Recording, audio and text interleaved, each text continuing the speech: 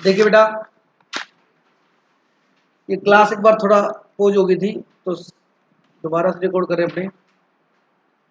Right of lean, a lien is a right to retain the possession of goods until some claim due against is satisfied। मतलब अगर कोई कोई claim था, कोई amount थी, या कोई बायर की ब्याह पर कोई चीज जो थी उसका पेंडिंग पड़ी है, तो जो सेलर है उस गुड्स को अपने कंट्रोल में रख सकता है, उसको क्या कर सकता है, जब्त कर सकता है। ठीक है, जब तक वो कंडीशन पूरी ना कर दे। A unpaid seller of goods who has possession of the goods is entitled to retain possession of them until payment or tender of price। मतलब अनपेड सेलर जो है वो गुड्स को अपने पोजेशन में, अपने कब्जे में जब तक जब्त करके रख सकता है, अपने कंट्रोल में रख सकता है, जब तक उसको पेमेंट नहीं मिल जाती या पैसे उसके लिए टेंडर, मतलब उसको पैसे ऑफर नहीं कर देते तब तक। होल अमाउंट, क्या बेटा, होल अमाउंट। ठीक है, lien can be exercise only for price and not for any other expense. मतलब लीन जो है वो सिर्फ आप किसके लिए कर सकते हो कि आपको गुड्स की पेमेंट नहीं मिली है, उसका प्राइस नहीं मिला है, आपको गुड्स का क्या नहीं मिला है, प्राइस नहीं मिला है, इसलिए आप गुड्स को क्या कर सकते हो, लीन कर सकते हो। मेरी बात समझा गए? अगर मान लीजिए कोई इंसिडेंटल एक्सपेंस थे, उससे जुड़े हुए कोई खर्चे थे, जैसे कि मैंने एग्जांपल दिया कि सेलर बायर ने कोई एक्स्ट्रा पैकिंग करवाई थी, उसका कोई खर्चा लगा था 300 रुपी, अभी वो पेमेंट नहीं आई है मेरी, तो उसके लिए आप गुड्स को रोक के नहीं रख सकते, अपने कब्जे में जब्त नहीं कर सकते। किसके लिए कर सकते हो आप, जब उसने मेन पेमेंट ना की, गुड्स की प्राइस ना दिया हो, जैसे कि गोडाउन चार्जेज है, इंटरेस्ट विंटरेस्ट है, समझाई मेरी बात? चलिए, उसके बाद कहता था right of lien of unpaid seller is subject to the following rules. क्या क्या रूल है बेटा? The seller must be in possession of the goods sold.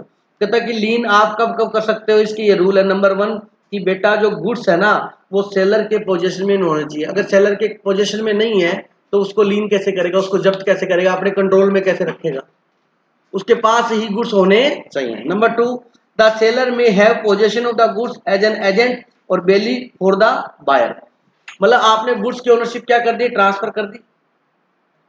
ठीक है, गुड्स की ओनरशिप ट्रांसफर हो गई किसको, बायर को, लेकिन गुड्स अभी भी सेलर के पास पड़े हैं। क्यों? क्योंकि एज ए बेली या as a agent of buyer, आप एजेंट के क्या हो, बेली हो, या एजेंट के क्या हो, बायर। एग्जांपल दिया मैंने कि मान लीजिए किसी कस्टमर ने आपसे गुड्स खरीदे, जिसका नाम राम है मान लो। अब राम ने आपसे गुड्स खरीदे, राम ने गुड्स खरीद के और आपकी शॉप पर ही रख दिए गुड्स कि मैं थोड़ा मार्केट का काम है वो करके वो जाते हुए वापस ले जाऊंगा, और आपने उसको 2-3 दिन की उधार पे दिए थे, मतलब उसने कहा कि पेमेंट, मतलब उधार नहीं बोलूंगा नहीं तो फिर वो कंडीशन गलत हो जाएगी ना। उसने कहा कि पेमेंट कहता है 1-2 दिन में कर दूंगा। कहते चलो ठीक है। अब मेरे को पता लगा कि भाई साहब ये कोई अगला कस्टमर आया और उसने पूछा ये गुड्स किसके हैं, तो मैंने कहा ये गुड्स तो यार सेल किए हुए राम के हैं। तो राम की पेमेंट ले ली? मैं क्या नहीं। कहते भाई साहब पेमेंट ले लेना। उसका जो व्यवहार है मार्केट में मनी को लेके, पैसे को लेके सही नहीं है थोड़ा, काफी लोगों के पैसे देने उसने। ओके, मैं बताने के लिए थैंक यू। अब जैसे ही वो वापस आया मार्केट का काम करके कि भाई साहब गुड्स ले रहा हूँ, मैंने गुड्स उससे पहले ही अपने गुड्स उठवा के अंदर रखवा दिए। वो कहता भाई साहब मेरे गुड्स थे। मैं कहा भाई साहब पेमेंट दो। कहता पेमेंट दे देंगे तो सर। मैं कहा नहीं नहीं नहीं। अब गुड्स मेरे पास, हालांकि मैंने ओनरशिप ट्रांसफर कर दी थी, सेल कर दिया था, लेकिन एज ए बेली या एज ए एजेंट मेरे पास, मेरे कंट्रोल में पड़े थे, इसलिए मैंने उसको लीन कर लिया। बोलो लीन कर लिया या नहीं कर लिया? यस। तो वही बात है कि गुड्स आपने सेल कर दिया, लेकिन सेल होने के बाद भी वो गुड्स आपके पास ही रखे हुए हैं एज ए बेली। समझ आ गया कि नहीं आ गया? चलिएगा, उसके बाद the lien can be exercise only when the goods are not sold on credit. आप लीन तभी कर सकते हो जब आपने गुड्स क्या नहीं बेचे हो, उधार में नहीं बेचे हो। अगर आपने क्रेडिट बेसिस पर बेचे थे, 1 महीने की उधार पे, 2 महीने की उधार पे, तो आप गुड्स के ऊपर लीन नहीं कर सकते, तो गुड्स पर लीन नहीं कर सकते। Where the goods has been sold on credit, the terms of credit must have expired। पहला क्या है कि आपने गुड्स उधार ना बेचे हो तो आप लीन कर सकते हो। आपने उधार बेचे हो 1 महीने की और वो गुड्स लेने आ गया और आप कहते हो जी मैं गुड्स दूंगा नहीं, मैं लीन करूंगा।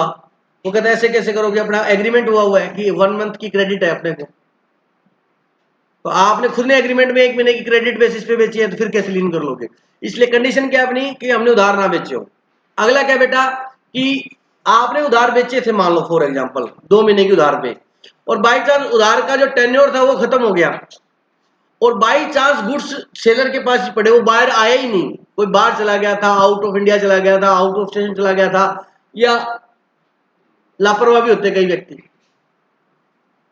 समझे, और 2 महीने हो गए, फिर वो आया आफ्टर 2 मंथ, कहता भाई साहब गुड्स, कहता हाँ ये कहता पेमेंट दे और गुड्स ले जा, कहता उधार दी, कहता 2 महीने की दी थी, 2 महीने कंप्लीट हो गए तो गुड्स नहीं लेके गया था, अब तो पैसे देके गुड्स लेके जाएगा।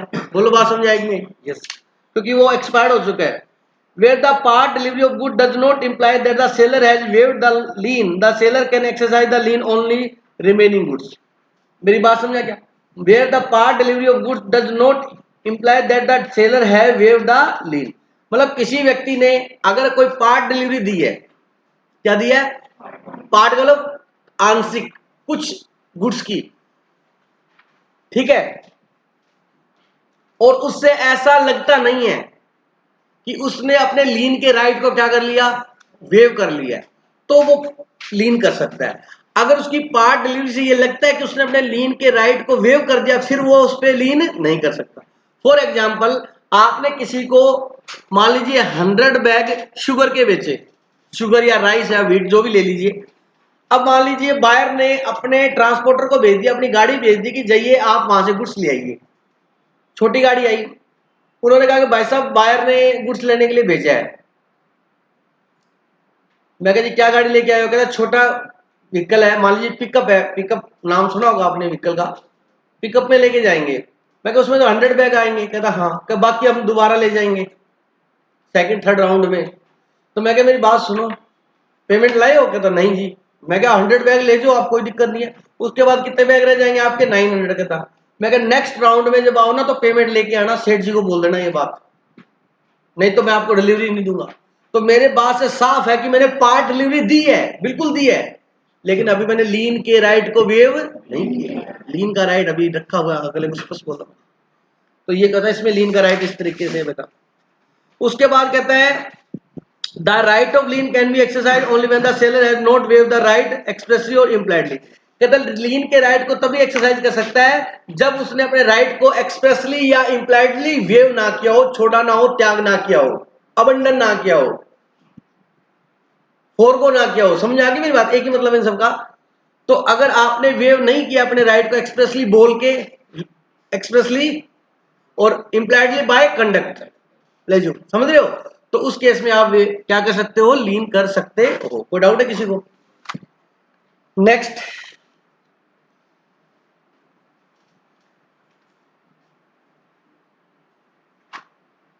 the unpaid seller of goods having lien thereon does not lose his lien by reason only that he has obtained a degree। मतलब कि किसी व्यक्ति का लीन इस वजह से खत्म नहीं होगा क्योंकि उसको कोर्ट से डिक्री मिल गई है पेमेंट रिसीव करने की। डिक्री मिलने का मतलब है कि उसको लीगल राइट मिल चुका है लॉफुली कि वो पैसे लेने हैं उसने। डिक्री मिलने से पैसे थोड़े आगे बेटा, पैसे तो पैसे देगा तभी आएंगे। तो डिक्री मिलने से ये मतलब नहीं है कि उसका लीन का राइट खत्म हो जाएगा, लीन का राइट तो बना रहेगा उसका जब तक वो पेमेंट नहीं दे देता। तो ये डिक्री मिल गई, इसका मतलब ठीक है, कोर्ट ने मान लिया कि मैंने पैसे देने हैं, मैं भी मान रहा हूँ मैंने पैसे देने, अब तो गुड्स दे दे। तो मानने से क्या होता, मान तो पहले भी रहा था, मेरे को पेमेंट दे तू। तो इसका मतलब ये नहीं है कि उसका लीन का अधिकार क्या हो जाएगा, खत्म हो जाएगा। समझ रहे हो मेरी बात? The unpaid seller goods have a lien thereon does not lose his lien by reason only that he has obtained a degree for the price of the goods। मतलब उसने उस गुड्स की प्राइस की उसको order मिल गया case court से, उसने पैसे नहीं दिए, उसने कोर्ट में केस किया, कोर्ट ने ऑर्डर दे दिया। ऑर्डर को क्या बोलते हैं, कोर्ट के ऑर्डर को क्या बोलते हैं, डिक्री। कि आपको इतने पैसे देने हैं। कहता ठीक है इतने पैसे देने हैं, ओके मैं दे दूंगा, अब मेरे को गुड्स दे दो। कहता नहीं नहीं नहीं नहीं। कहता कोर्ट ने ऑर्डर दे दिया, अब तो कंफर्म ही हो गया, लोग की नजरों में भी पैसे देने मैंने। इसका मतलब ये थोड़ा मैं अपना राइट को खत्म कर दूं, मैं तो पैसे लूंगा। कोर्ट की डिग्री से उसका राइट खत्म नहीं होता लीन का। बोलो ना, समझ में आएगी नहीं? Well lean can be exercise. कहता लीन का कब यूज कर सकते हो? नंबर 1, आपने गुड्स बेचे थे, when the goods sold has been sold without any stipulation on as to credit. मतलब आपने उधार में नहीं बेचे और अभी आपको पैसे नहीं आए और गुड्स आपकी पोजीशन में है, तो आप क्या कर सकते हो, लीन कर सकते हो। Number 2, where the goods has been sold on credit but the terms of credit has expired। मतलब आपने उधार में बेचे थे जितने टाइम के लिए और उतना टाइम क्या हो चुका है, खत्म हो चुका है, गुड्स आपके पास ही पड़े बाई चांस, तो आप उसमें क्या कर सकते हो, लीन कर सकते हो। When the buyer become insolvent, और बायर क्या बन चुका है बेटा, इंसोल्वेंट हो गया है, और गुड्स बाई चांस आपके पास ही पड़े तो आप गुड्स पे क्या कर सकते हो, लीन कर सकते हो। समझ आया क्या? मतलब आप जब्त कर सकते हो, अपने कंट्रोल में रख सकते हो। टर्मिनेशन और लॉस ऑफ लीन, मतलब लीन को कब खत्म समाप्त हुआ माना जाएगा। Number one, the unpaid seller of goods lose his lien in the following cases। number one, when the seller deliver the goods to the carrier or the bailey for the purpose of the transmission to the buyer without reserving the right of disposal of the goods, he lose his right of lien on the goods sold। अगर seller ने goods की delivery देने के लिए वो goods carrier को, बेली को, career और बेली किसका, कैरियर और बेली किसका, बायर का, कैरियर मतलब ट्रांसपोर्टर, उसको दे दिए हैं और उसने अपने राइट को भी रिजर्व नहीं रखा है, किसके राइट को भी रिजर्व नहीं रखा है, तो ये माना जाएगा कि उसका लीन का राइट क्या हो चुका है, खत्म हो चुका, मतलब उसको डिलीवरी दे दी उसके एजेंट को या बेली को, तो ये माना जाएगा उसका राइट क्या हो चुका है, खत्म हो चुका है। Number two, when the seller lien is also to be lost when the buyer or his agent lawfully obtain the possession of the goods।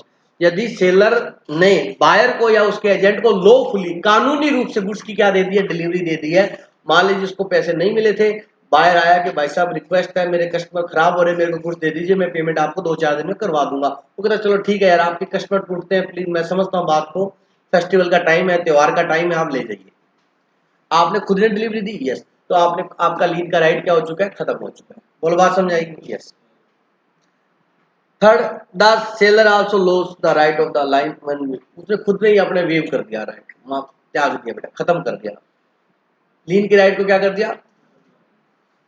अब नीचे लिखता है right of lean can B waived इधर एक्सप्रेसली और impliedly, कहता है आप जो राइट आपका लीन का, उसको वेव कर सकते हो बोल के या impliedly. Express waiver means the waiver provided in the express terms of the contract। Implied waiver means the waiver implied by the conduct of the seller by prevailing circumstances of the case। Right of lien can be waived when he grant a fresh term of credit or accepting a negotiable instrument for payment of price। मतलब कि simple सी ये बताया कि express जो है express wave की, आपने बोल के वेव कर दिया कि चलो ठीक है यार, आप मेरे को, मैं अब लीन नहीं करता, आप कुछ ले जाइए, मेरे को 2 महीने में आप पेमेंट दे देना, ठीक है। या बाय इम्प्लाइडली आपने कंडक्ट से बोल दिया कि आपने बोला कि वो कहता है कि आप अपने लीन के अधिकार को छोड़ दो, आप कहते हो कि ऐसे करो, बिल एक्सेप्ट कर। क्या एक्सेप्ट कर, बिल एक्सेप्ट करने का मतलब क्या, बिल एक्सेप्ट करेगा तो मैं तेरे को कुछ दे दूंगा, तो इट मीन्स वो क्या कर रहा है, अपना वेव कर रहा है। तो एक्सप्रेसली या इम्प्लाइडली वो अपने राइट को क्या कर सकता है, वेव कर सकता है। और एक फ्रेश टर्म्स और कॉन्ट्रैक्ट कर लिया कि भाई इतने महीने में या इतने टाइम में मेरे को तो क्या करना, पेमेंट दे देना, और अपना राइट उसने क्या कर लिया, लीन करने का खत्म कर लिया। ये हमारा टॉपिक इस प्रकार से कंप्लीट होता है, किसका बेटा, लीन। नेक्स्ट टॉपिक हमारा है बेटा right of stoppage of goods in transit. मतलब गुड्स को रास्ते में रोकने का अधिकार, ऑन द वे, है ना बेटा। ये राइट हमारा किसको है, सेलर को है, ठीक है। मान लीजिए सेलर ने गुड्स जो है वो डेस्टिनेशन पे पहुंचाने के लिए, मतलब बायर का जो डेस्टिनेशन है वहां देने के लिए गुड्स ट्रांसपोर्टर को या कैरियर को दे दिए, कैरियर मतलब ट्रांसपोर्टर बेटा, दे दिए हैं, और अभी तक वो गुड्स बायर के पास नहीं पहुंचे हैं, इन बिटवीन है, रास्ते में है, और उसको ऐसा कुछ लगता है कि मेरी पेमेंट नहीं आएगी या कुछ मेरे साथ गलत हो जाएगा, तो वो रास्ते में गुड्स को रोक सकता है। क्यों, गुड्स को रास्ते में रोकेगा और रोक के गुड्स को वापस बुला के उस पर क्या करेगा, लीन करेगा। क्या करेगा, ध्यान। चलिए, right of stoppage of goods in transit। The right of stoppage of goods in transit means the right of an unpaid seller to stop further transit of the goods। मतलब गुड्स को आगे जाने के लिए क्या करता है, रोकता है, of the goods with a view regain actual or constructive position of the goods till the price is paid, दोबारा से उस एक्चुअल या कंस्ट्रक्टिव कब्जा करता है, पोजीशन करता है। एक्चुअल या कंस्ट्रक्टिव, क्या कंस्ट्रक्टिव डिलीवरी पड़ी थी, गुड्स वहीं पड़े होते हैं लेकिन क्या हो जाती है, उसकी डिलीवरी हो जाती है।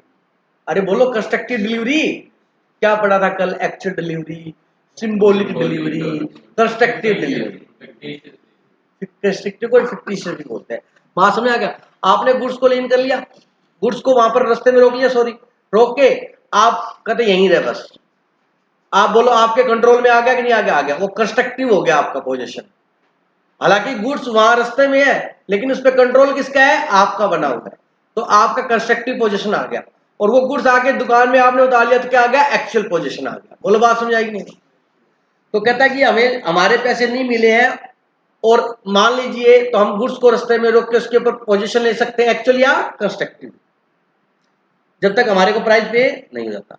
Right of stoppage of goods in transit can be exercise the following condition are satisfied, कहता है ये कंडीशन अगर पूरी हो जाती है तो आप क्या कर सकते हो, अपना स्टॉपेज का जो राइट है, रास्ते में रोकने के जो आपका अधिकार है उसका यूज कर सकते हो। Number 1, if the seller is unpaid seller, yes, if he has parted with the position of the goods to carrier, क्या बेटा उसने गुड्स किसको दिए हैं, कैरियर को, ट्रांसपोर्टर को दिए हैं, अभी गुड्स की डिलीवरी बायर को नहीं हुई है, बायर को होगी फिर रोक नहीं सकते रास्ते में। बात समझ आ गया? आपने अनपेड सेलर हो, गुड्स की डिलीवरी कैरियर को दी है, गुड्स अभी का है, रास्ते में है, या आपको लगता है बायर क्या हो गया है, इंसॉल्वेंट हो गया, तो आप गुड्स को रास्ते में रोक सकते हो। कोई डाउट है क्या, बोलो? अब वही बात, टर्मिनेशन और loss of stoppage in transit, कब आपको रास्ते में रोकने का जो अधिकार है वो खत्म हो जाएगा। सुन जरा, बायर टेकिंग डिलीवरी, जैसे ही गुड्स डेस्टिनेशन पहुंचे, बायर ने उसकी डिलीवरी ले ली, आपने फोन किया, तब तक लंका लग चुकी थी, मतलब गुड्स की डिलीवरी हो चुकी, तो आपका वैसे ही राइट क्या हो जाएगा बेटा, खत्म हो जाएगा। अगर बायर को गुड्स की क्या हो चुकी है, डिलीवरी हो चुकी है, अगर बायर को गुड्स की क्या हो चुकी है, तो फिर आप उसका वो जो स्टॉपेज का राइट है इन ट्रांजिट, वो क्या हो जाएगा, समाप्त हो जाएगा। नंबर 2, एक्नॉलेजमेंट बाय करियर, क्या बेटा, buyer take delivery before their arrival at destination, transit come to an end. सुनो मेरी बात, ये भी सुन लो, मैं आगे लिखा होगा इसने एक में लिख दिया। आपने मान लीजिए गुड्स मंगवाए यहां से दिल्ली, आपने बायर को गुड्स भेजे बेटा, आपने, हम भी ऐसे करते हैं, बायर को गुड्स कहां भेजे हमने, दिल्ली, बायर वाले को ट्रांसपोर्टर की डिटेल शेयर हो जाती है कि भाई साहब एड्रेस बता देना कहां पे माल लेके आना है, गुड्स कहां लेके आना है, कहते हैं आप ऐसे करो ड्राइवर का नंबर दे दो, मैं अपने आप बता दूंगा कहां लेके आने गुड्स। प्रैक्टिकली ऐसा होता है बेटा, लोकेशन बता दूंगा कहां उतारने गुड्स, गोडाउन पे, सेलर थोड़ा समझा पाएगा कि कहां उतारने।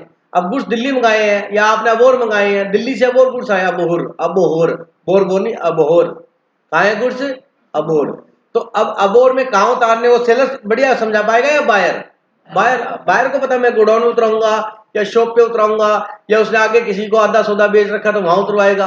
बात समझते हो कि नहीं समझते हो? तो मान लीजिए एग्जांपल ये है कि आपने गुड्स मान लीजिए दिल्ली सेल किए, ठीक है जी, यहां से गुड्स लोड हो गए, सेलर ने फोन किया भाई साहब गुड्स लोड हो गए, ये बिल है, ये बिल्टी है, ये ड्राइवर का नंबर है, आप बात कर लेना गुड्स कहाँ लेके आने। ओके, गुड्स 1 घंटे बाद उसने फोन किया ट्रांसपोर्टर को, बायर ने, कि कहाँ पहुंच गया, कहता भाई साहब बस गंगानगर से निकला हूँ और डाबा वाली आ गया हूँ। कहता ऐसे कर तू सिरसा रुक जाना, गुड्स सिरसा ही उतारने मैंने। ऐसा होता है, 100% होता है, क्योंकि उसने मीनवाइल वो गुड्स बेच दिए किसको, सिरसा में, उसको अच्छा प्रॉफिट मिल रहा था, बेच दिए। ट्रक वाला बोल सकता ना मैं दिल्ली लेके आऊंगा, नहीं बोल सकता। सिरसा मंगाया थे फिर उसको दिल्ली बुलाया तो मना कर सकता है, 100% कर सकता है, भाई मैंने तो भाड़ा किसका लिया है, सिरसा का, मैं दिल्ली नहीं आता। कहता एक्स्ट्रा लेना, कहता नहीं मैं तो यहीं से वापिस जाऊंगा, मेरा आगे का माल है। कोई भी बहाना दे सकता है, बिल्कुल दे सकता है, लेकिन आप उससे पहले ही उससे डिलीवरी ले तो वो मना कर सकता है, नहीं करेगा, 100% नहीं करेगा। बोलो बात समझाएगी? तो आपने गुड्स की डिलीवरी कहाँ ले ली, सिरसा में, 5 घंटे बाद आप कहते हो मैं गुड्स को रोकूंगा, आपने फोन किया कहाँ हो, कहता ड्राइवर कहता मैं तो गुड्स दे दिया, कहता इतनी जल्दी कैसे दे दिया, कहता उसने सिरसा में ले लिया गुड्स, तो होगी डिलीवरी, आपका राइट क्या हो चुका, खत्म हो चुका। ये बेटा समझा के मेरी बात क्या, तो बायर ने डेस्टिनेशन में डिलीवरी ले ली हो या डेस्टिनेशन से पहले ही डिलीवरी ले ली हो। कई बार जाते हैं ना अपने ट्रेन में चढ़ते हैं, दिल्ली की टिकट कटाई, थोड़े आगे जाने के बाद पापा बोलते बेटा काम हो गया वापस आ जा, तो अगले स्टेशन पर उतर के वापस आ जा, टिकट के पैसे लग गए आपके। अब ऐसे थोड़ा टिकट टिकट का नहीं भाई तूने दिल्ली की टिकट ली है पहले नहीं उतरना, बोलो बेटा पहले तो उतर ही सकते हो, हाँ दिल्ली की टिकट लेके अब आगे का सफर कर रहे हो फिर वही होगा। Please please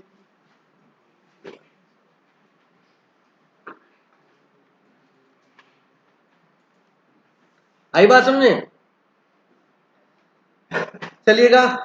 acknowledgement of bye carrier, सुनना बेटा, if after the arrival of the goods at their destination carrier और bailee acknowledge the to the buyer और his agent that he hold goods on his behalf and continuation of possession of the goods, the transit is at and even if the buyer indicates further destination for the goods to the carrier, read कीजिएगा। मतलब acknowledgement का मतलब बताना, goods पहुंच गए destination पर और उन्होंने उस बात की क्या दे दी है, इंफॉर्मेशन दे दी है, किसको, बायर को या उसके एजेंट को, कि भाई साहब आपके गुड्स आ गए हैं, हम आपकी फैक्ट्री के गेट पे खड़े हैं। अब ध्यान से सुनना इस एग्जांपल को, कहता ओके, क्या गुड्स कहाँ उतारने हैं, कहता ऐसे है कि ये गुड्स आप अपने ट्रक में रखो, कहता ट्रक में रखो, कहता हाँ हाँ सुन सुन सुन, ये गुड्स मैं आज नहीं उतारूंगा, मैं कल उतारूंगा। वो कहता भाई साहब, अरे कहता पूरा सुनना, मैं तेरे को 5000 रुपये दूंगा खड़े रहने का। हाँ फिर ठीक है, गुड्स तो तेरे पास रख, गुड्स पहुंच गए, अब वो सेलर को फोन करेगा भाई साहब ये गुड्स नहीं उतार रहा, या जिसके थ्रू गाड़ी लगती है जिसको ट्रांसपोर्टर बोलते हैं उसको फोन करेगा भाई साहब गाड़ी खाली करवाओ, जैसे हमारे पास फोन आता है, करेगा नहीं करेगा, क्योंकि उसने उससे डिलीवरी ले ली और आपस में एग्रीमेंट कर लिया कि मैं तेरे को कितने रुपए दूंगा 5000। वो कहता है एक्चुअल में क्या मेरे पास स्पेस नहीं है, एक बात, या उसने गुड्स आगे बेचने थे, अभी बिके नहीं है, 2 4 5 घंटे में शाम तक बेच लेगा, इसलिए नहीं उतारा। क्यों, क्योंकि उतराएगा लेबर लगेगी, फिर लोड करवाएगा लेबर लगेगी, फिर जिसको बेचे उसके पास भेजेगा लेबर लगेगी, ऐसा होता है प्रैक्टिकली, समझाया। तो उसने गुड्स रोक लिए। अब ये बताओ, अब गुड्स की डिलीवरी हुई मानी जाएगी या नहीं मानी जाएगी, माननी जाएगी, ये माना जाएगा कि डिलीवरी हो चुकी है। अब वो कहता हेलो हेलो कहाँ है, यहाँ हूँ, गाड़ी में गुड्स कहाँ है, कहता गुड्स गाड़ी के अंदर है, कहता ऐसे कर रोक दे, देने नहीं है, पैसे नहीं आए हैं, कहता तो लोग की लैंग्वेज में साफ साफ लिखा हुआ है, अगर वो ट्रांसपोर्टर ही उसका एजेंट बन के गुड्स लेके रखा हुआ है तो क्या मानी जाएगी, डिलीवरी मानी जाएगी। अब मान लो फॉर एग्जांपल शाम को बोलता भाई साहब ऐसे है, यहां से 20 किलोमीटर आगे मैंने गुड्स बेचे, आप उतार दोगे, कहता उतार देंगे, कहता 5000 रुपये और लगेंगे, कहता ठीक है। अगला जा रहा है 20 किलोमीटर आगे जा रहा है तो खर्चा लग रहा है कि नहीं लग रहा बेटा, उसने गुड्स को और आगे फॉरवर्ड कर दिया। अब वो उसका बायर का एग्रीमेंट क्या था, सेलर का एग्रीमेंट क्या था, वहां तक गुड्स पहुंचाना, खत्म, बात खत्म होगी। अब वो आगे गुड्स को कहीं मर्जी दूसरी गाड़ी में लोड करवा के भेजे या उसी में भेजे, उससे क्या मतलब भाई, अगला एग्रीमेंट कर रहा है तो दूसरे डेस्टिनेशन में भेजने के लिए भी उससे बात हो गई है, तो भी क्या मानी जाएगी, डिलीवरी हो चुकी है। बोलो गलत है या सही है, सही है बिल्कुल, किसी को डाउट है, यही लिखा हुआ है इसके, दोबारा पढ़ लो। Acknowledgement of carrier if after the arrival of the goods at their destination, goods अपने गंतव्य स्थान पर पहुंच गए, गंतव्य स्थान का मतलब डेस्टिनेशन होता है बेटा, ठीक है। कैरियर और बेली एक्नोलेज द बायर और his agent that he hold goods on his behalf, बोल बात समझ आएगी यार, ठीक है। And continuation the possession of the goods, और कंटिन्यूली उसको अपने पोजेशन रखते हैं। The transit is at end, transit क्या मानी जाएगी, खत्म मानी जाएगी। Even if the buyer indicate further destination for the goods to the carrier, से बायर उसको आगे की गुड्स को भेजने के लिए बात कर रहा हो, लेकिन वो डेस्टिनेशन क्या मानी जाएगी, खत्म मानी जाएगी, वो ट्रेवलिंग क्या मानी जाएगी, खत्म। बोलो क्लियर हो गया नहीं हो गया। Yes now delivery to ship, अब मेरी बात सुनना, अब शिप का एग्जांपल ले दिया। When ship is chartered by the buyer, the transit and as soon as the goods are loaded on the ship, मान लीजिए बायर ने ये बोला कि इस शिप में मैंने मेरा कंटेनर बुक करा दिया है, इस एमएस जलधारा नाम का शिप है, एमएस जलधारा या एमएस जलपरी शिप का नाम है, या एमएस महान, ठीक है, ये शिप का नाम है बेटा, ठीक है। तो कहता इस शिप के अंदर मैंने अपना कंटेनर बुक करा दिया है, सेलर को बोला, और ये शिप आपके पोर्ट पे शाम को चलेगा, तो उससे पहले आप मेरे गुड्स इस शिप में डलवा देना। तो उसने वो शिप उस गुड्स में क्या किया, लोड करवा दिया। जैसे ही वो शिप में गुड्स लोड कराएगा, गुड्स की डिलीवरी हुई मान जाएगी, क्योंकि शिप किसके ब्याह पे काम कर रहा है, बायर के ब्याह पे काम कर रहा है। तो बायर ने वहां शिप पर ही उसकी क्या ले ली, डिलीवरी ले ली। बोल बात समझ। अब इसका दूसरा एंगल, गुड्स लोड किसने कराया, बायर ने। किसने लोड कराया, और अभी गुड्स रास्ते में है, तो फिर अभी खत्म नहीं, फिर वो ले सकता है, क्योंकि यहां पर वो एग्जांपल था कि डिलीवरी किसने ली, बायर के शिप ने ली, तो वो डिलीवरी क्या हुई मानी जाएगी, खत्म हो जाएगी। अगर डिलीवरी बायर के शिप ने ली, गुड्स किस में आ रहे हैं, सेलर के शिप में आ रहे हैं, फिर डिलीवरी हुई नहीं मानी जाएगी। बोलो बात समझ आएगी नहीं, सक्षम जी, बात क्लियर होगी। चलिए, wrong denial to delivery goods by the carrier, the transit will be deemed to be at an end। मतलब क्या, दोबारा पढ़ो। wrong denial to delivery,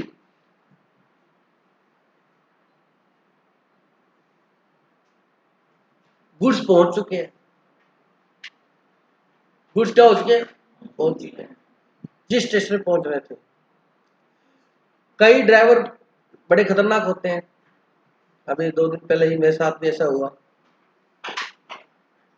wrong denial to deliver, मैंने उससे पूछा भाई साहब कहाँ है, कहता भाई साहब मैं ये आपके यहाँ आउटर में खड़ा हूँ। आउटर होता है, आरसीटी का आउटर होता है यार, क्या आउटर क्या होता है, सीतोकुंड रोड पे खड़ा था, फाजिलका बाईपास पे खड़ा था, है आलमगढ़ के पास खड़ा था, अरे बोलना, रामसर हनुमानगढ़ रोड पे खड़ा था, अरे बोलना, डीएवी स्कूल है ना फ्लाईओवर के नीचे, फ्लाईओवर पे खड़ा था। उसको बोला कि ऐसे कर, यहां से लेफ्ट लेके राइट लेके, लेफ्ट लेके राइट लेके, सीधा आके बाएं मुड़ के दाएं आ जाओ। तो कहता ऐसे है, मैं नहीं आऊंगा, किसी को भेज दे, मैं हूं नया, मैं आया हूं महाराष्ट्र से और पंजाब में पहली बार आया, मेरे को रास्ता नहीं पता, भाई साहब किसी व्यक्ति को भेज दो, गाड़ी आगे ले जाएगा, मैं ले आऊंगा। तो कहता भाई साहब तू यहाँ का जमाई थोड़ा ना है, गाड़ी तो तेरे को लेके आनी पड़ेगी। कईयों में होता है ना, कहता भाई साहब ठीक है, तो आपको जरूरत नहीं है तो मेरे को भी जरूरत नहीं है। अब दोनों की बहसबाजी हो रही है। अब वो कहता है कि मैं तेरे को लोकेशन भेज रहा हूं, तो लोकेशन लगा के आ जा। कहता ना, आदमी भेज लेने के लिए, उसने आदमी भेज दिया, चलो ये डिनाइल हो रहा है, गलत, रॉन्ग वे, गलत डिलीवरी, डिनाइल कर रहा है, बना कर रहा है कि नहीं, और गलत वे में क्या लॉजिक हुआ इसको बना करने का, बताओ। ठीक है, चलो गुड्स चले, गुड्स जाके आगे शहर में जाएंगे, तो फिर आपको पता है गली तो पतली होनी है, वो कोई 100 फुट का हाईवे तो मिलेगा नहीं अंदर। अंदर जाके तो भाई साहब मैं नहीं ले जाऊंगा, गाड़ी टच हो जाएगी, गाड़ी बैक नहीं होगी, 18 चक्की गाड़ी है, ये है वो है फलाना है।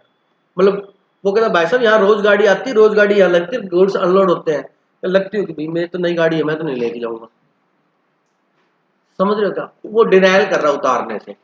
अब मेरा बात ये है कि अब ये बता दो, गुड्स की डिलीवरी हुई मानी जाएगी या नहीं मानी जाएगी, मानी जाएगी, गुड्स रास्ते में नहीं माने जाएंगे, मैंने बिल्कुल प्रैक्टिकल समझाया आप।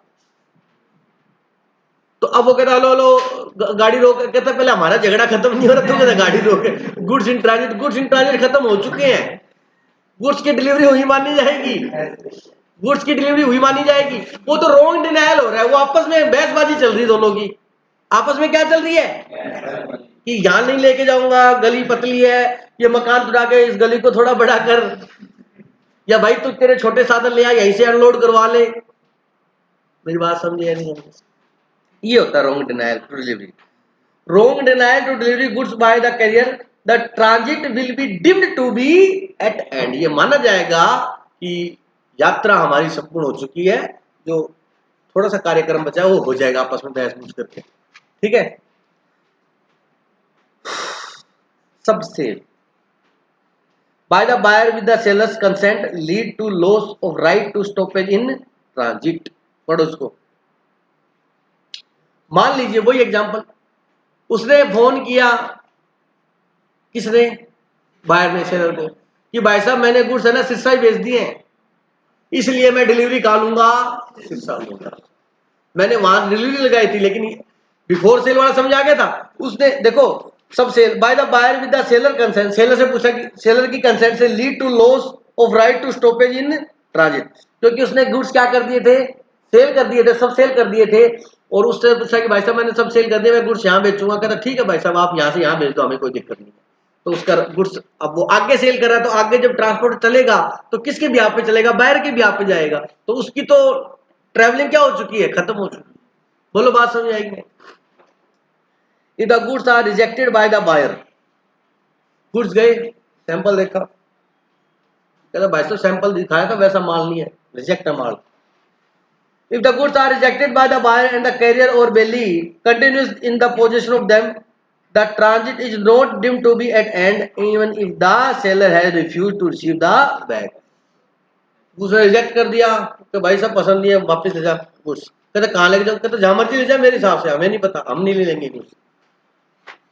सेलर के पास फोन किया, ट्रक वाले ने वैसे भी उतार नहीं रहा, कहता यहाँ मत लाना, ये लिखा है, मजाक नहीं कर रहा, मैं नहीं लूंगा। उसको क्या गुड्स उतारेगा, तो गुड्स रस्ते में माना जाएगा अभी, क्योंकि ना तो उसने एक्सेप्ट किया है ना उसने खत्म किया, तो गुड्स को यह माना जाएगा रस्ते में अभी। बोलो बात समझ आएगी। अब आता है डिफरेंस। बोर मत हो बेटा, मुझे भी देखो थोड़ा, एक पेज को दो।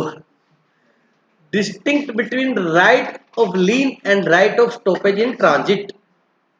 5 राइट है, 2 मिनट में रीड कर लो, समझा रहा हूं।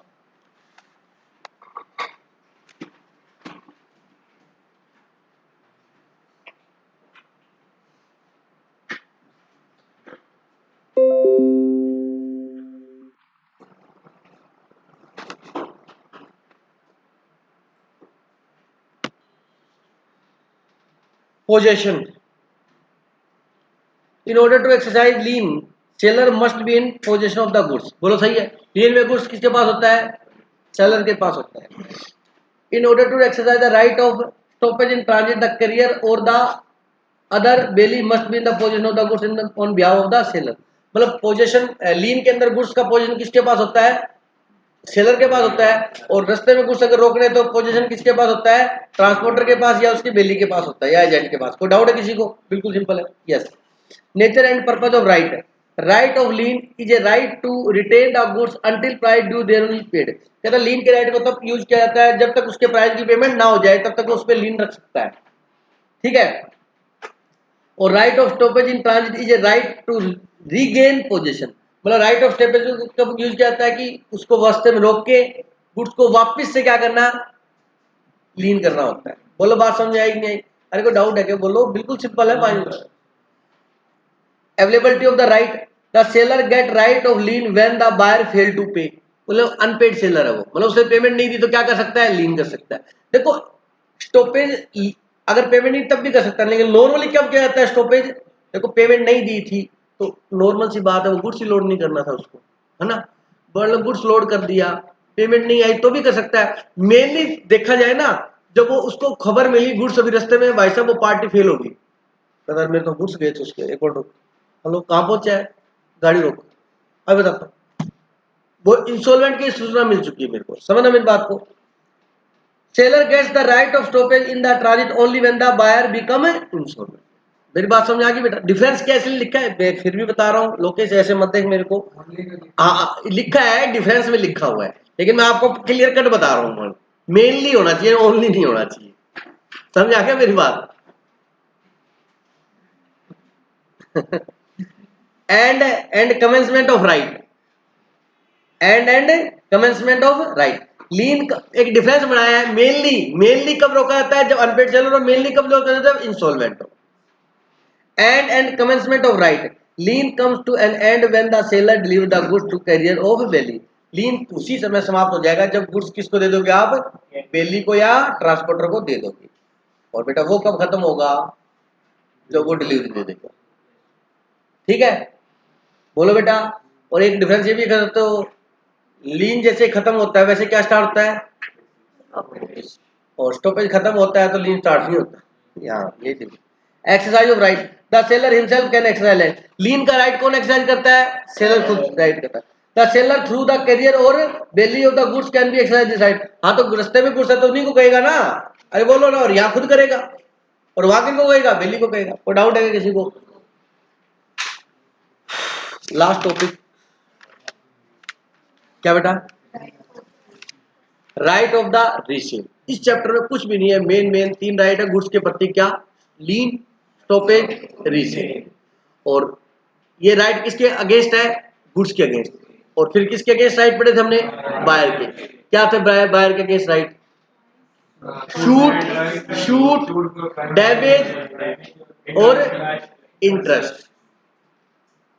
समझ, छोटा सा चैप्टर में देखा जाए तो इंटरेस्टिंग है, क्वेश्चन आता है इसमें से। सुनो बेटा, ये अगला रीसेल वाला बहुत इजी है, आपको हेडिंग पढ़ते ही समझ में आएगा, तो प्लीज थोड़ा सा स्पीडली जाएगा ये। ठीक है, right of resale. An unpaid seller can resell only when he is possession of the goods either by, बताओ रीसेल कब कर सकता है कौन बेटा, अनपेड सेलर। कब बेटा, बाय एक्सरसाइज लीन, जब गुड्स उसके कब्जे में हो, उसके कंट्रोल में हो। और has regained possession by stoppage in transit upon buyer's insolvency. और वापस जब गुड्स को क्या करे, गुड्स को रास्ते में रोक के वापस से रीगेन क्या कर ले, लीन कर ले, तो रीसेल कर सकता है। मेनली बेटा स्टॉपेज कब होता है, जब इंसॉल्वेंट हो जाता है। ठीक है जी, तो रीसेल कब कर सकता हो, जब उसके अधिकार में हो, जब उसके कब्जे में हो। और दूसरा, रास्ते में गुड्स हो तो रास्ते में गुड्स रुकवा के दोबारा अपने अधिकार में लेके क्या कर सकता है, रीसेल कर सकता है। बोलो बात समझ आएगी। रूल ऑफ रीसेल कहता है जब गुड्स पेरिशेबल नेचर के हो तो रीसेल कर सकता है, क्योंकि उसको पता है पेरिशेबल नेचर के हैं गुड्स, गुड्स खराब हो जाएंगे। गुड्स खराब होने के बाद बायर तो बोलेगा भाई साहब गुड्स खराब है, मैं पैसे क्यों दूं, तो टेंशन मेरी है क्योंकि गुड्स मेरे हैं। बोलो बात समझ आएगी नहीं। अगले के पास तो एक्सक्यूज आ गया, नो गुड्स नो मनी। समझाया, गुड्स बेकार है, मैं लूंगा नहीं, डिफेक्टिव है, खराब हो गए हैं, तो पेरिशेबल नेचर के हैं, तो भाई साहब उसको बिना कोई नोटिस दिए हुए, हेलो क्या, सेलर बिना कोई नोटिस दिए फटाफट उसको क्या कर सकता है, सेल कर सकता है। जैसे कि कल आपके टमाटर बिके थे, समझ आ गई मेरी बात क्या, अरे बोलो yes. Next, where the seller has given a notice to the buyer. अब नोटिस कब देगा, जब गुड्स पेरिशेबल नेचर के नहीं, उसको बोलेगा भाई साहब आप गुड्स की पेमेंट दे रहे हो, ठीक है, नहीं तो विद इन 10 डेज के बाद अगर पेमेंट नहीं देता हो तो मैं गुड्स को रीसेल कर दूंगा। उसको नोटिस देना मैंडेटरी है। Where the seller gives a notice to the buyer of his intention to resell the goods, may resell them if the buyer does not within the reasonable time pay the price। समझ आ गया होगा, बिल्कुल simple है। yes. आगे देखिएगा, situation तो आपको पता लगी। Buyer's response, buyer does not pay और tender the price within the reasonable time. अगर बायर रीजनेबल टाइम में पेमेंट नहीं करता है तो अनपेड सेलर को क्या मिल जाएगा, राइट मिल जाएगा गुड्स को बेचने का। कोई डाउट है किसी को? अनपेड सेलर का राइट कहता है resale the all the goods within the reasonable time or can recover from the original buyer damage or any loss of contract. अब सुनना, कहता है कि अगर वो रीजनेबल टाइम में रिस्पॉन्स नहीं करता है तो वो गुड्स को बेच सकता है। गुड्स मान लीजिए उसने बायर को बेचे थे 10,000 के, उसको लेटर लिखा, उसने पेमेंट नहीं दी, रीजनेबल टाइम तक वेट किया, फिर उसने उस गुड्स को रीसेल किया और रीसेल वो हुए 8,000 में, तो कितने का डैमेज हुआ उसको, 2,000 का। कितने का डैमेज हुआ, तो वो 2,000 रुपए डैमेज के बायर से मांग सकता है। दूसरा एग्जांपल, हमने उससे एडवांस मनी टोकन मनी ले रखी थी 2,000 रुपए, उसको लेटर लिखा भाई रीजनेबल टाइम में तो पेमेंट कर, गुड्स ले जाओ, रीजनेबल टाइम में उसने पेमेंट नहीं की, मैंने गुड्स को रीसेल कर दिए।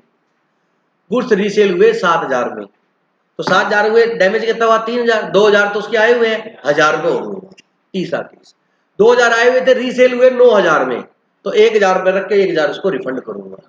ये याद रख लेना, रखने की बातें नहीं है सारी, ये बात समझ में आएगी।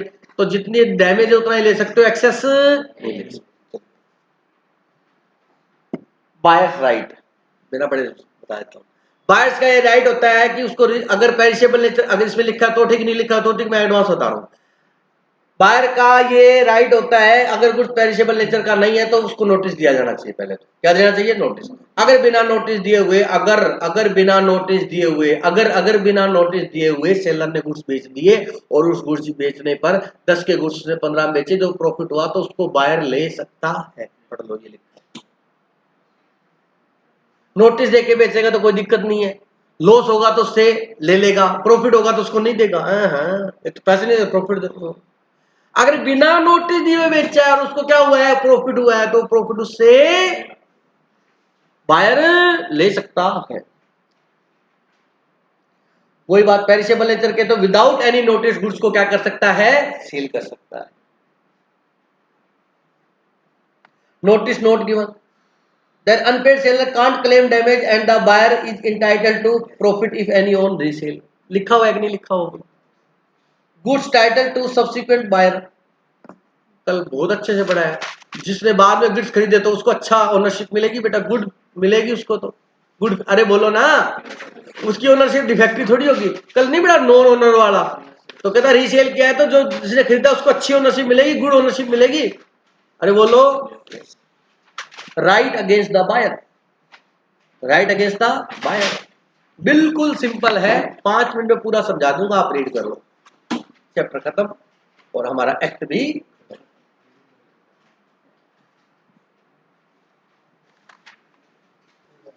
यस बेटा, right against the buyer, buyer के अगेंस्ट क्या राइट है? बिल्कुल सिंपल है बेटा। देखिए आपके 4 राइट लिखे हुए, चारों राइट आपने रीड कर लिए। बिल्कुल सिंपल है, 4 राइट है, 4 लाइन में समझा रहा हूं, समझ लेना। नंबर 1, शूट फॉर डैमेज, सबको पता है क्या कर सकते हैं अपने डैमेज के लिए, क्या कर सकते हैं? शूट कर। डैमेज कौन सी? अभी बताया था मैंने। रीसेल किया, 10 में बेचा था बायर को, लेकिन उसने मना कर दिया या पैसे नहीं दिए, तो उसने मैंने रीसेल किया 8,000 में, तो डैमेज कितनी हुई? 2,000। बोलो बात समझ आएगी नहीं? Number 1। Number 2, shoot for damage for non acceptance, goods वहां चले गए, कहता पसंद नहीं है, मन नहीं है, अच्छे नहीं है, महंगे लग रहे हैं, तो कोई बात नहीं, कहता जो आने जाने का जो खर्चा लगा ना वो तेरे से बियर करना पड़ेगा, तू देगा इसका। बोलो बात समझ आएगी नहीं? Yes. Third, suit for reputation of the contract before due date, मतलब ड्यू डेट से पहले कहता लो कल गुड्स भेजेगा, कहता मत भेजना, डेट से पहले कॉन्ट्रैक्ट क्या कर दिया? कौन सा? क्योंकि रेट जो था वो कम हो गया था और हमारा सौदा जो था, ट्रांजेक्शन थी, वो ज्यादा रेट पे थी, तो उसका जो नुकसान हुआ उसकी भरपाई करनी पड़ेगी। ठीक है। उसके बाद शूट फॉर इंटरेस्ट, पेमेंट 2 महीने की उधार पे दिया था, 2 महीने कंप्लीट हो गए, उसके बाद भी 6 महीने बाद दिया तो 6 महीने का इंटरेस्ट देना पड़ेगा। बिल्कुल सिंपल है। यस। अब आ जाओ बेटा, बायर्स, ये किसको राइट है? राइट अगेंस्ट द बायर, मतलब सेलर के राइट थे, है ना, और ये किसके राइट है बेटा? बायर के। Number 1, shoot for damage for non delivery, मतलब गुड्स उसने डिलीवरी नहीं दी, क्योंकि गुड्स मैंने लिए थे 1,000 रुपए के हिसाब से, अब रेट हो गया उसका 2500। वो कहता गुड्स फैक्ट्री बंद है, गुड्स बन नहीं रहे, लेबर छुट्टी पे है, समझ रहे मेरी बात को? तो उस केस में वो डिलीवरी नहीं देता, वो डैमेज ले लेगा उससे। Shoot for specific performance of the contract, कई बार कॉन्ट्रैक्ट इस तरीके का होता है बेटा, उसमें स्पेसिफिक परफॉर्मेंस जरूरी होती है, तो कोर्ट उसके लिए डिक्री दे सकता है। क्या दे सकता है? डिक्री, ताकि आप डैमेज नहीं, इसको स्पेसिफिक कॉन्ट्रैक्ट को क्या करो बेटा? पूरा करो। समझ आ गई मेरी बात? चलिए। Shoot for breach for warranty, कोई वारंटी थी और उस वारंटी को क्या कर दिया उसने? ब्रीच कर दिया, तो उसके लिए भी वो क्या ले सकता है बेटा? डैमेज ले सकता है, अगर कंडीशन ब्रीच की है। Suit for damage for reputation of the contract before due date, same आ गया बेटा, ड्यू डेट से पहले कॉन्ट्रैक्ट क्या कर दिया? कैंसिल कर दिया। Shoot for refund of price, जो एडवांस मनी दी थी उसको रिफंड लेने के लिए क्या कर सकता है? केस कर सकता है।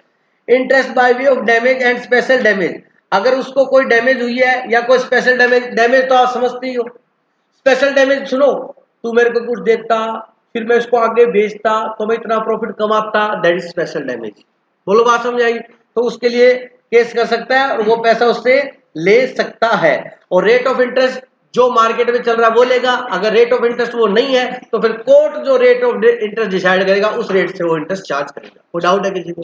बिल्कुल सिंपल टॉपिक था, खत्म हो गया है। ये गुड सेल्स एक्ट हमारा। हाँ जी बेटा, किसका बेटा? राइट अगेंस्ट बायर, हाँ बेटा। Suit for reputation of contract before the due date, second वाला। The seller may treat contract as a subsisting and wait till the date of delivery. This section is based on the principle of anticipatory breach of contract. हाँ, ये क्या कहता है, due date से पहले ही, अरे यार कराया हुआ है एंटिसिपेटरी ब्रीच ऑफ कॉन्ट्रैक्ट बेटा, ड्यू डेट से पहले उसने मना कर दिया, तो उसके बाद दो ऑप्शन है, या तो उसी टाइम केस करे, या कहेगा अभी 2 दिन में वेट कर लेते हैं, क्या आप तक दे दे। कॉन्ट्रैक्ट को जिंदा रखता है, और जिस दिन कॉन्ट्रैक्ट परफॉर्म होना था उस दिन अगर परफॉर्म नहीं किया तब कॉन्ट्रैक्ट को करता है। कोई डाउट है किसी को? कंप्लीट बेटा, जय श्री श्याम।